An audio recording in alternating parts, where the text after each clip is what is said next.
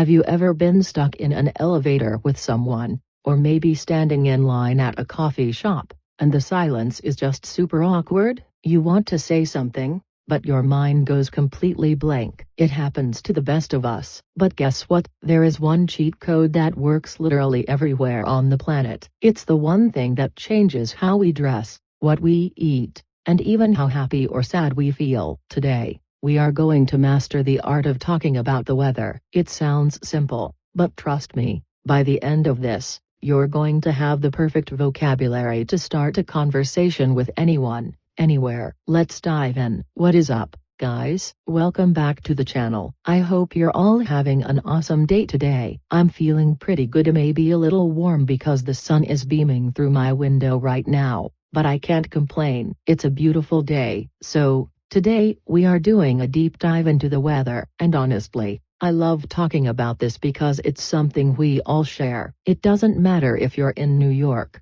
Tokyo, or Rio, the weather is part of your daily life. But here's the cool part, different cultures handle weather in totally different ways. Part 1, the rainy gloomy versus tropical. Let's start with something we all know, a rain. Now, depending on where you live, rain has a totally different vibe. Take London, for example. If you have friends in the UK, you know they talk about rain a lot. Over there, it's kind of famous for being grey and cloudy. People literally don't leave their house without an umbrella. It's just part of the outfit. But flip that to the other side of the world. Think about tropical places in South America or Southeast Asia. Over there, it gets super hot-like, melting hot. So when the rain comes, people aren't sad about it. They love it. It's like nature's air conditioning. When it's 95 degrees outside, a sudden rain shower feels like a gift. It cools everything down. So, while a Londoner might say, "Oh no,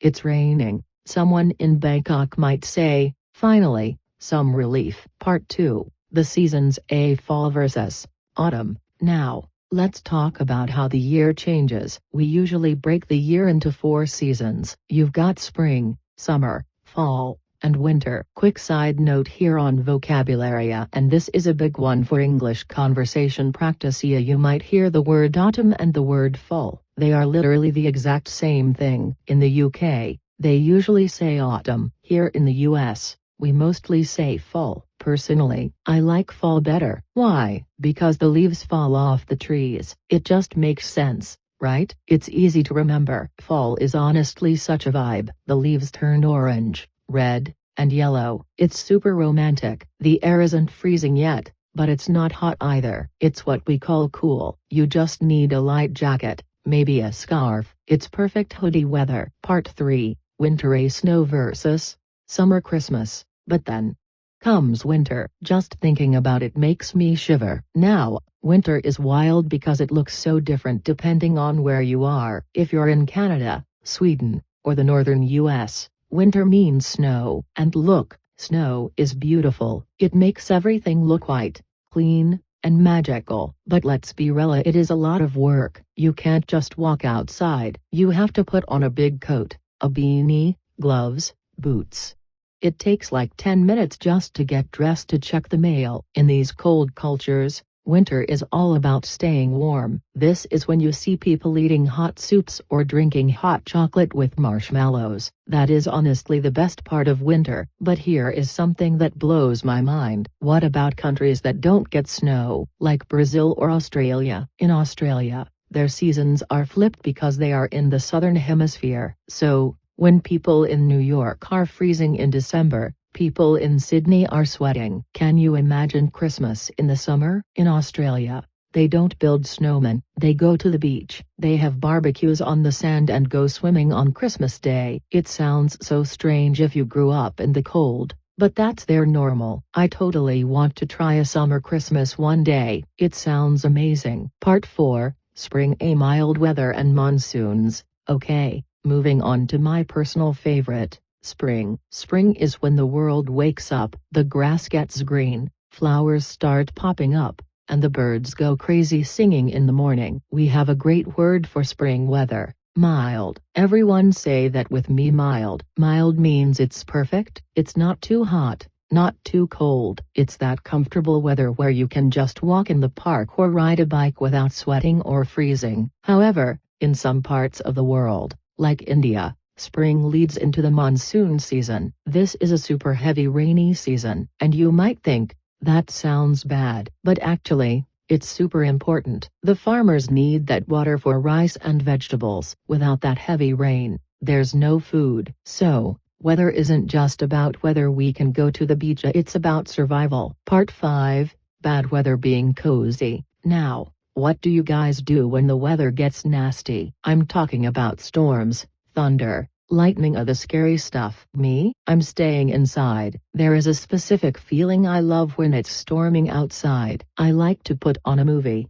grab a blanket, and just chill on the couch. There is a perfect English word for this feeling: cozy. Cozy means warm, comfortable, and safe inside your home. There is something so satisfying about hearing the wind go whoosh outside while you are safe and warm inside. Speaking of weird weather, let's talk about fog. You know, when a cloud comes down to the ground and you can't see anything, it's very mysterious, almost like a ghost movie. Did you know San Francisco is so famous for its fog that the locals actually named it? They call the fog Carl. I'm not joking. Carl the fog. People say, "Oh, Carl is visiting today." It's hilarious how we turn weather into a character. Part 6, Small Talk Strategy. This brings me back to what I said at the beginning. Weather is the ultimate social tool. If you are learning English, or just want to get better at daily routine English, use the weather. If you don't know what to say to someone,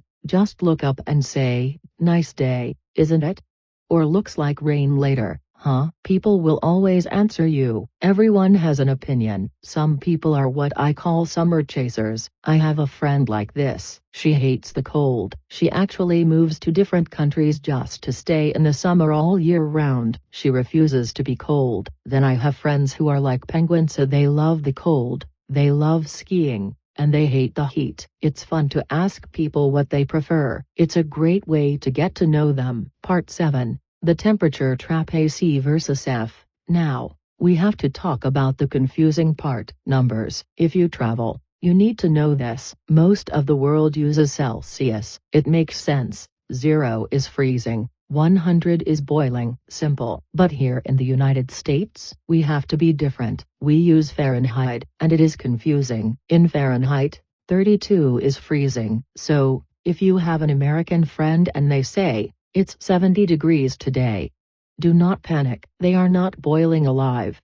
70 degrees Fahrenheit is actually really nice. Yeah, it's about 21 degrees Celsius. So if you hear 70, that's a good day. Part 8, Vacation Mood. Let's talk about vacations. The weather totally decides the vibe of your trip. If you're going to the beach, you want clear skies, no clouds. But if you're going to the mountains, you want that cold air. We have a word for that too: crisp. Crisp air is cold, clean, and fresh. It wakes you up. Breathing in crisp mountain air feels healthy. The weather also changes our mood. Have you ever felt lazy or a little sad when it's been gray for a week? That's totally normal. They call it the winter blues. But the second the sun comes out, watch what happens. People smile. Everyone goes outside. The parks fill up. The sun is basically like a battery charger for humans. It gives us energy. Part 9, Clouds. Before we wrap up, look at the sky. Even the clouds have names. The big, white fluffy ones, the ones that look like cotton candy or sheep, those are cumulus clouds. That usually means good weather. But if you see those dark,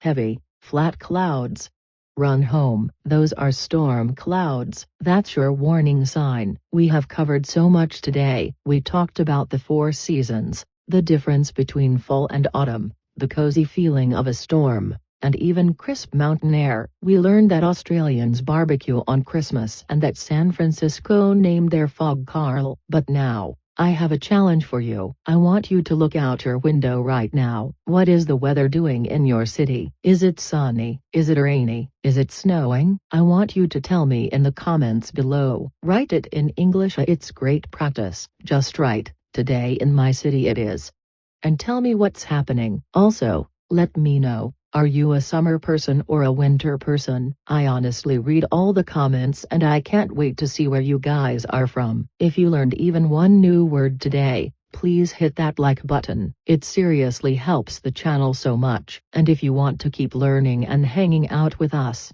make sure you subscribe to 10-Minute English Academy. We have so many more videos coming to help you speak confidently. Share this video with just one friend who is learning English. It might help them too. Thank you guys so much for watching. Have a wonderful, sunny day. Or a cozy, rainy day, whatever you prefer. I'll see you in the next video. Bye.